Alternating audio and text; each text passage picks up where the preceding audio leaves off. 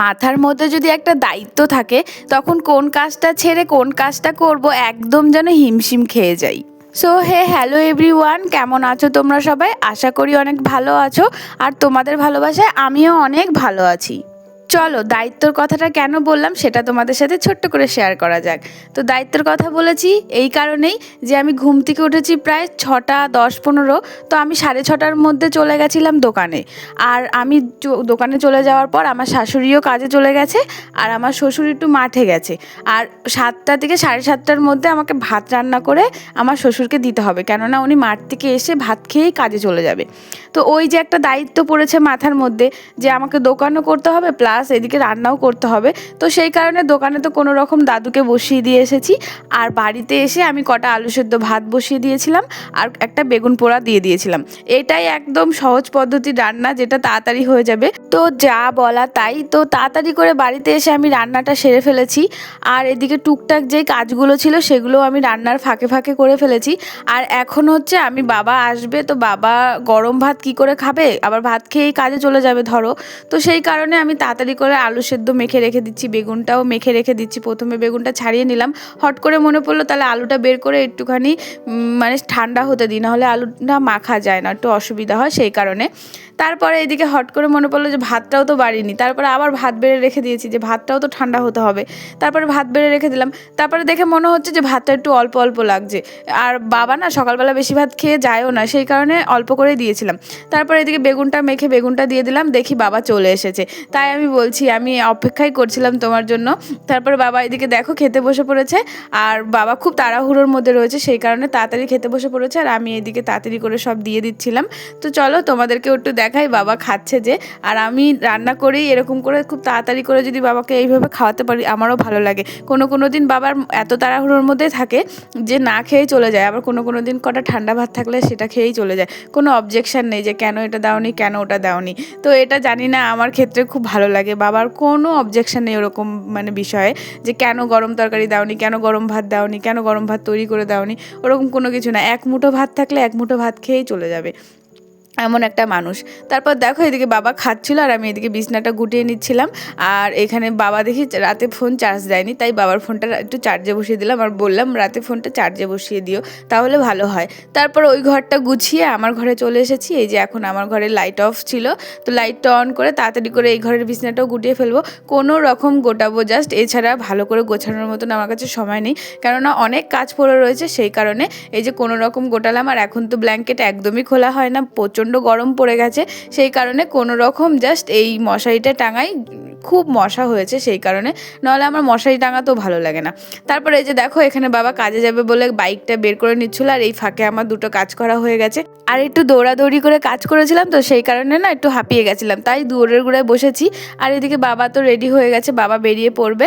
Hot করে বাবার মনে পড়লো যে গাড়িতে তো জল দেওয়া হয়নি, আর বাবা প্রত্যেক দিন বেরোনোর সময় গাড়িতে জল দিয়ে দেয়। তো সেই কারণে এই যে এখন গাড়িতে জল ভরে নিয়ে এখন গাড়ির দুটো চাকায় জল দিয়ে দেবে। এগুলো দেওয়া ভালো, এগুলো একটা শুভ লক্ষণের লক্ষণ, তো এগুলো দেওয়া অবশ্যই খুব ভালো, আর এটা মনে রাখাও অনেক ভালো। তারপর এই যে বাবা যে কাজে চলে যাচ্ছে, এই যে একটা দায়িত্ব মানে আমার মাথা থেকে নেমে গেল, এই যে কি সুখ সে আর বলে বোঝাতে পারবো না। যা খেয়ে কটা চলে যেতে পেরেছে। তারপর চলে গেলাম আমি দোকানে, কারণ দোকানটা তো আমি ফেলে থুয়ে এসেছি তোমাদের প্রথমেই বললাম। আর দোকানে যাওয়ার সময় দেখি এই যে এক পাল হনুমান এখানে রয়েছে, আমি না ঝাঁটা হাতে নিয়ে গেছি, লাঠি ঝাঁটাটা হাতে নিয়ে গেছি, হাতের কাছে এটা পেয়েছি এটাই নিয়ে চলে গেছি। আমাদের কত বড় একটা বেগুন খেয়ে নিয়েছে এই হনুমানগুলো, খুবই বদ, কি আর বলবো। উঠোনেই বসেছিল, আমি খেয়াল করিনি, আমি ঘরে দাদুর জন্য ভাত বেড়ে রাখছিলাম, আর এই ফাঁকে এসে এই যে এই হনুমানগুলো একটা বেগুন ছিঁড়ে নিয়েছে। তো এদেরকে খেয়ে দিয়ে একদম দোকান ঘরের দিকে নিয়ে যাচ্ছি। তারপরে এই যে দেখো দোকান ঘর থেকে বেরিয়ে আমি বাড়ি চলে যাচ্ছি। দোকান ঘরে অনেকক্ষণ বসেছিলাম, বাড়ি এসে এই যে ভাত খেয়ে নিচ্ছি, আর দাদুকে ওখানে ভাত দিয়ে দিয়েছি। আর এই যে আমি আলু সেদ্ধ আর বেগুন সেদ্ধ যে মেখেছি সেই আলু সেদ্ধ আর বেগুন সেদ্ধটা, আর আমার না বেগুন পোড়াটা সেদ্ধ বলছি, বেগুন পোড়াটা না কাঁচা লঙ্কা আর কাঁচা পেঁয়াজ দিয়ে খেতে ভালো লাগে। তো আজকে যেহেতু নিরামিষ সেই কারণে নিরামিষ হিসাবেই আমি ওটাকে ভালোভাবে মেখেছি। তারপর এই যে দেখো এখানে আমি আর দাদু মিলে ভাত খেয়ে নিচ্ছিলাম।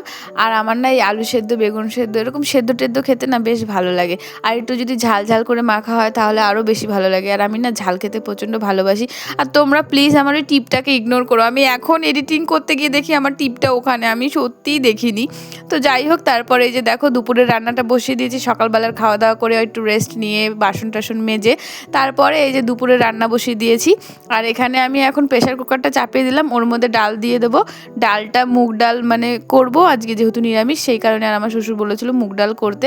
আর ওই যে ওইদিকে ভাত বসিয়ে দিয়েছি, তোমরা দেখতেই পাচ্ছ।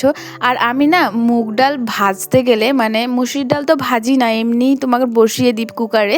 আর মুগ ডাল ভাজতে গেলে আলাদা করে না কড়াই নামাই না, এই কুকারেই আমি ভেজে এর মধ্যে জল দিয়ে এর মধ্যেই বসিয়ে দিই। এরপর কটা লঙ্কা দিয়ে দেবো, তো এখানেই আমার হয়ে যাবে।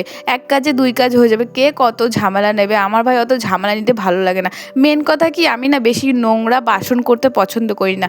ওই বাসনেই যদি আমার ম্যানেজ হয়ে যায় তাহলে আমার অন্য বাসন করে কি লাভ বলো? তো সেই কারণে আমি এই বাসনের মধ্যেই ম্যানেজ করে ফেলি। আর দেখো এই যে সিটি উঠে গেছে। আর কুকারে দিলে এত তাড়াতাড়ি যে ডাল গলে যায় বলে বোঝাতে পারবো না। আর এই যে দেখো এইদিকে আমার ভাতটা জল গরম হয়ে গেছে, জলের ডাক উঠে গেছে, তাই এইদিকে আমি চাল দিয়ে দিলাম। আর ওইদিকে তো ডালটাও সেদ্ধ হয়ে গেছে, তোমরা দেখতেই পেলে কুকারে সিটি মেরে দিয়েছে। তো কুকারটা আমি নামিয়ে নিই। আর এই যে এখন কড়াইটা চাপিয়ে দিলাম, এরপর কড়াইয়ে তেল দিয়ে দেবো। তো তার আগে কড়াইটা একটু মুছে নিই, অনেক মানে ধুয়ে রেখে দিয়েছি, অনেকক্ষণ হয়েছে যেহেতু।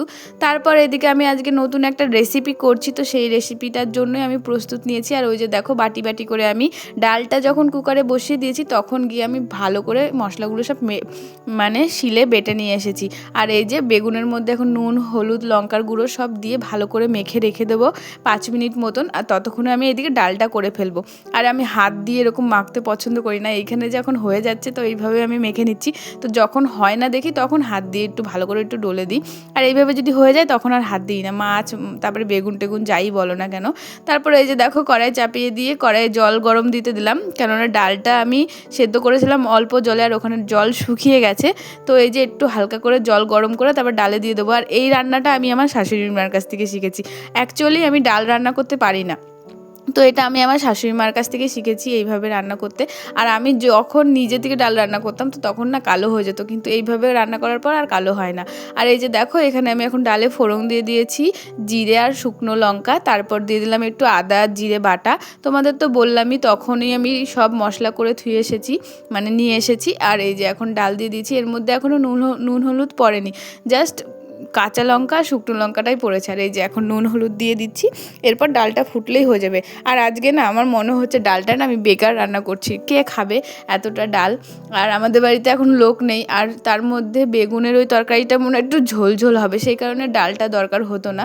আর এই যে দেখো এদিকে আমার ভাতও অনেক হয়ে এসেছে, ভাত পুরো ফুটে গেছে, তোমরা দেখতেই পাচ্ছ। তো এরপর আমি ভাতটা নামিয়ে নেব, আর ডালটা ওই গ্যাসে ট্রান্সফার করব, এই গ্যাসে অন্য কিছু রান্না করব। তো এই যে দেখো ভাত আমি নামিয়ে নিচ্ছি। আমার যে কি পরিমাণে কষ্ট হচ্ছে তোমাদের সাথে কথা বলতে, তোমাদেরকে ভয়েস দিতে, আমি বলে বোঝাতে পারবো না। তারপর দেখো ওই পাশে আমি কড়াইটা বসিয়েছিলাম ঠিকই, কিন্তু এই পাশে নিয়ে চলে এসেছি। আমি বলছি ওই পাশে আমার উল্টো হয়ে যায় আর অসুবিধা হয়, আর ওটা যখন ফুটবে তাহলে ওই দিকেই ফুটুক।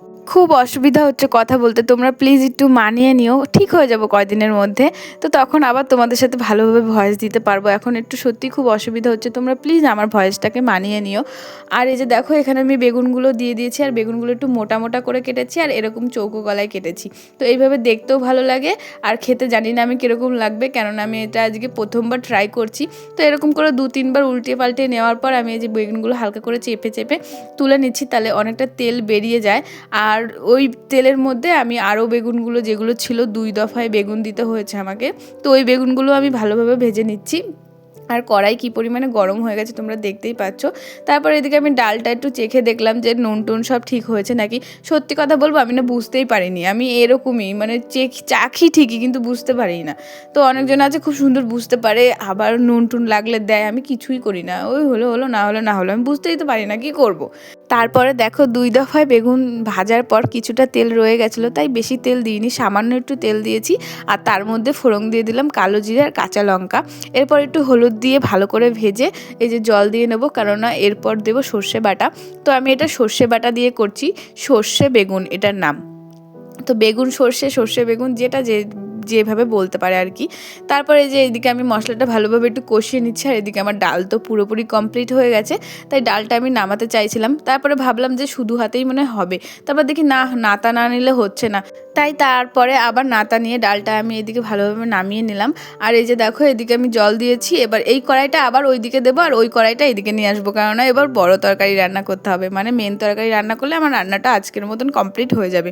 তো এই যে দেখো এখানে আমি ভালো করে ডালের ওগুলো লেগে গেছে যেহেতু, সেগুলো ভালো করে ডলে নিচ্ছি।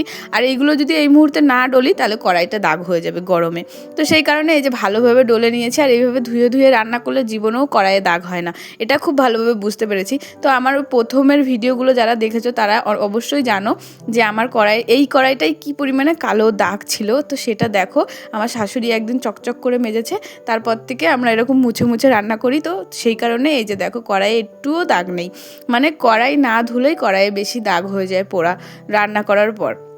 তো যতবার রান্না করবে ততবার একটু চেষ্টা করবে কড়াইটা ধুয়ে নিতে, কড়াইটা ধুয়ে নিলে খুব ভালো হয়, আর কড়াইয়ে কোনো দাগ পড়ে না, দেখতেও বেশ ভালো লাগে। তারপর দেখো এদিকে আমি আজকে করব নিরামিষ তরকারি, আলু কাঁচকলার তরকারি। তো এই যে আলু কাঁচকলার তরকারির জন্য আমি এখানে আলুটা ভালোভাবে ভেজে নিচ্ছি, এরপরে দেবো কাঁচকলা। আর তারপর এই যে দেখো একটু ঢাকা দিয়ে দিয়েছিলাম, তারপর এই যে এখন আমি কাঁচকলাটা দিয়ে দেবো। এরকম করে অনেকবারই আমি ঢাকা দিয়ে উল্টিয়ে পাল্টিয়ে নাড়াচাড়া করার পর তারপরে আমি কাঁচকলা দিয়েছি। আর এই যে দেখো কাঁচকলা দেওয়ার পরেও আমার আলুটা অনেকটা ভাজা হয়ে গেছে, এরপর দিয়ে দেবো মশলা।